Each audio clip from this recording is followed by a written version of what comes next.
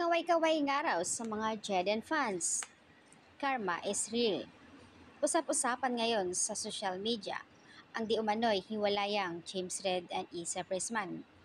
Dalawang araw na nga po pinag-uusapan sa social media ang dalawa matapos mag-unfollow sa isa't isa. Ano nga raw ang dahilan kung bakit nag-unfollow ang dalawa?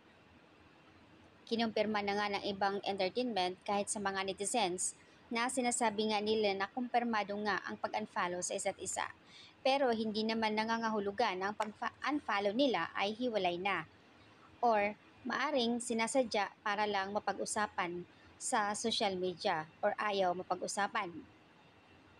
Isa and she has not add anything to his business and she did nothing for him except being obsessed with other. That's not love. Karma is real. Yun po ang sinabi ng isang netizens. Kaway-kaway sa mga Jeden fans. O baka raw may something ibang babae si James Red kaya naman ay ina-unfollow ni Isa. So ayan po yung update. Samantala sa IG story naman ni Isa Pressman ay palagi siyang nag-iisa, ganun din kay James Reid.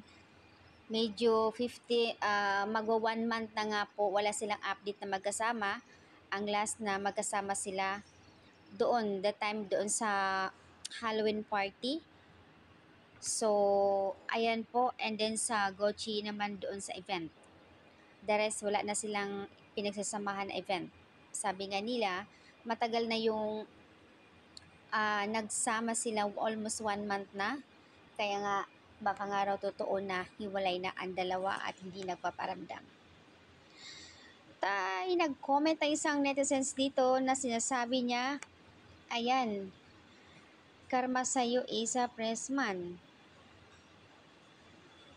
Dahil din noon kung magkakaroon man ng babae ang si James Red, dahil hindi mo masisisi, inagaw mo rin naman yan kay Nadine Lost 3, OMG.